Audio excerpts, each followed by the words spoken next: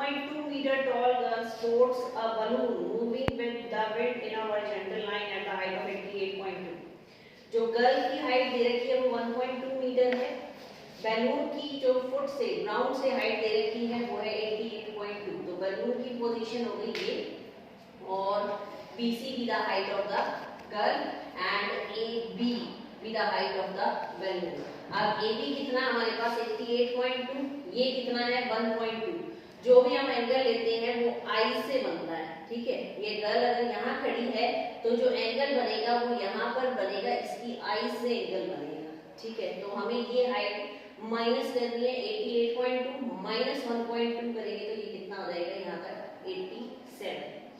उसके बाद क्या कह रहा है, angle of elevation from the eyes of the girl is 60 degree, after some time it will reduce to 30 degree. जब ये यहाँ पर स्टैंडिंग पोजीशन थी गर्ल की तो एंगल कितना बन रहा था 60 डिग्री।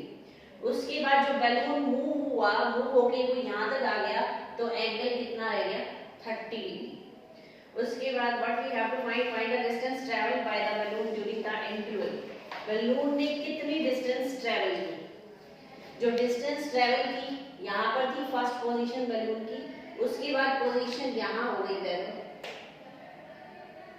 तो बैलून ने कितने डिस्टेंस कवर की DC निकालना। तो ये हमें सारा रिटर्न लिखना है। AC हो जाएगा आपका AB minus BC that is 87। ये दो एंगल आपको दे रखे हैं। आप सबसे पहले राइट एंगल ट्रायंगल QED, यहाँ से वैल्यू निकाली ED अपॉन QD।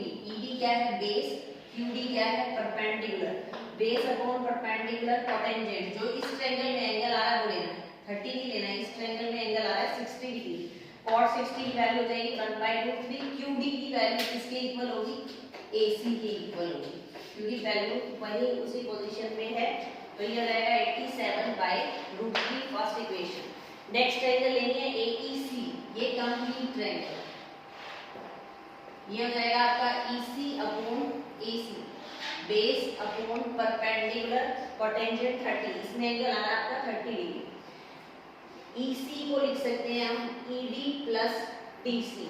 AC की वैल्यू 87 है, ये क्रॉस होकर हो जाएगा 87√3। अब आपको क्या करना है, यूजिंग 1 यहाँ से ED की वैल्यू पुट करनी है, 87/√3 उधर जाके माइनस हो जाएगा, कॉमन क्या आ गया 87, क्या रहेगा √3 माइनस 1/√3, एलसीएम आ जाएगा √3 और √3 क्या बन जाता है 3 माइनस 1 इज 2।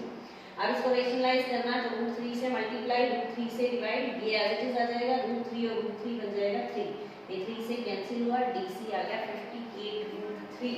DC का मतलब distance travelled by the balloon is 58√3 metre. Next question number 15।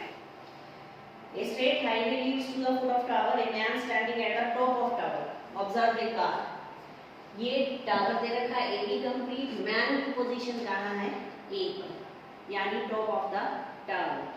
Next angle of depression is 30 degree which is approaching to the foot of tower. यहाँ से एक कार जा रही है टावर के फुट की तरफ। पहले एंगल ऑफ डिप्रेशन था 30 डिग्री, जैसे ही उसने कहा 6 सेकंड्स आगे गई कार, 6 सेकंड्स आगे जाने के बाद एंगल ऑफ डिप्रेशन हो गया 60 डिग्री। ये दो एंगल आपको दे रखे हैं 30 और 60। टाइम निकालना है, car reach the foot of tower from this point, इस पॉइंट से फुट ऑफ टावर तक जो कार जा रही है ये कितना टाइम ले रही है, ये हमें निकालना है। तो सबसे पहले ये 30 है तो ये भी 30 हो जाएगा अल्टरनेट, ये 60 है तो ये भी एंगल हो जाएगा 60, alternate interior angles. Right angle triangle ली ABC, ये वाली triangle AB upon BC, perpendicular upon base, tangent जो एंगल इसमें है 60, tangent 60√3, BC as it is cross कर दिया √3 BC। सेकंड लेनी है ADB, ये कंप्लीट ट्रायंगल, इसमें भी perpendicular upon base AB upon BD, tangent 31/√3, इस BD को क्रॉस किया, BD can be written as BC plus CD। From 1 and 2, 1 भी AB की वैल्यू है, 2 में भी AB की वैल्यू है, तो इन दोनों को क्या कर देंगे इक्वल, यहाँ से क्रॉस किया √3 3 बन गया, 3BC minus BC 2BC is equal to CD। ये तो आ गई डिस्टेंस। अब निकालना टाइम। इसने दिया है time taken to cover the distance from D to C. D से सी तक वो आया था 6 सेकेंड्स में, तो ये हो गया टाइम। स्पीड हमने मान ली x, उसके बाद डिस्टेंस का फॉर्मूला क्या होता है, speed into time. C D distance है, स्पीड कितनी है x, टाइम कितना लिया था इसने 6, ये हो गया 6x। इसी तरह BC डिस्टेंस है, डिस्टेंस कैसे निकालते हैं, स्पीड इनटू टाइम। स्पीड हो गया x, टाइम हमने माना t सेकेंड x की। बस अब आपको ये दो वैल्यू CD और BC की वैल्यू इसमें पुट करनी है। पुट करने के बाद x कैंसिल हो जाएगा, टाइम आ जाएगा आपका 3। टाइम का मतलब रिक्वायर्ड टाइम इज 3 सेकेंड्स। तो ये इंपॉर्टेंट क्वेश्चन है 15 और 16 specially, very important for the exam point of view. एक क्वेश्चन रह गया बस, स्टॉप।